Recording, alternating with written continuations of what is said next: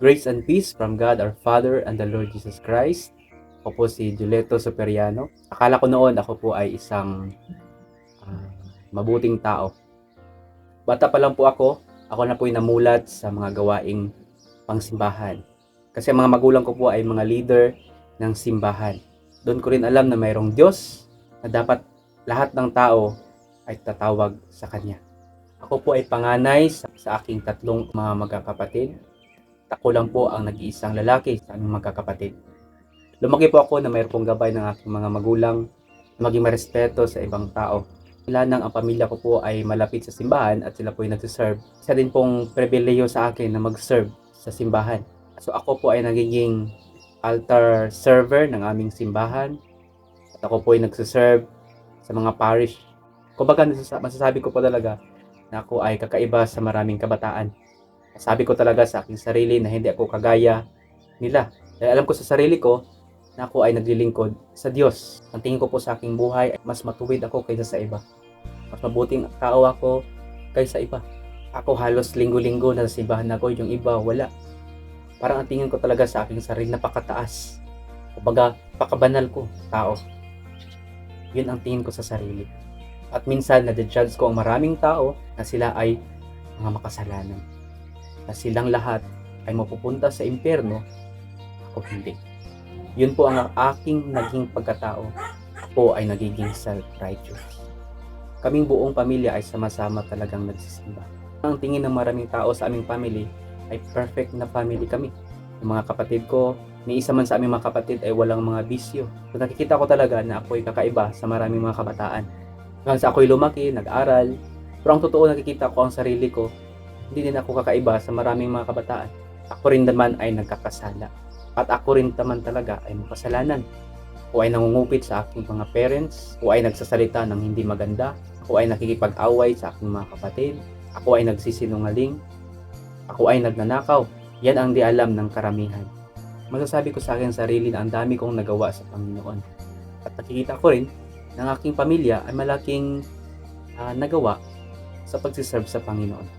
Nung ako ay nag-college, ako po ay nahiwalay sa aking family at kinakailangan kong manatili sa Kabakan. Nung ako ay nag-aaral na sa USM, doon ko narinig ang magandang balita ng ating Panginoon. Na hindi pala sa pamagitan ng aking kabutihan, hindi pala sa pamagitan ng aking mga gawa ay nalulugod ang Panginoon. Hindi pala nasisiyahan ang Panginoon sa aking mga ginagawa para sa Kanya. Yun ang akala ko na dahil sa aking mga ginagawa, nasisiyahan ng Panginoon. Pero ang totoo, wala ni isa na mabuti sa harapan ng Panginoon.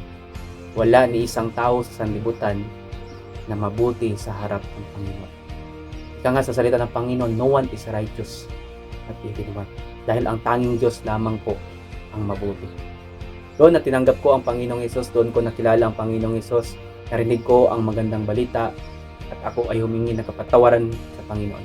Naalala ko pa noon, nung time na ako ay nag-join ng isang retreat, 3 days at 2 nights yun siya. Doon ko first time na humagulgol at umiyak sa ating Panginoon.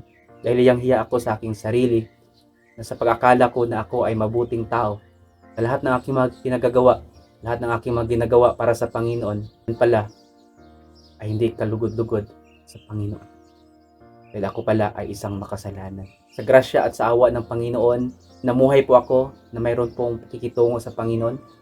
Sa tulong na din po ng Bible Study Leaders, mga leaders na kasangkan ministry, sa mga kapatiran na kasama ko sa journey sa Panginoon.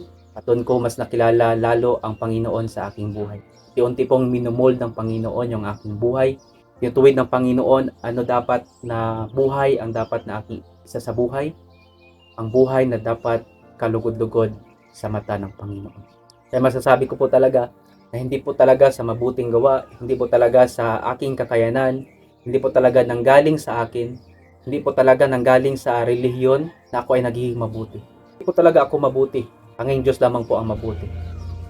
Pero sabi sa salita ng Panginoon sa Romans chapter 5 verse 1, kaya ngayong itinuturing na tayong matuwid dahil sa pananampalataya natin sa ating Panginoong Hesukristo, mayroon na tayong magandang relasyon sa Diyos.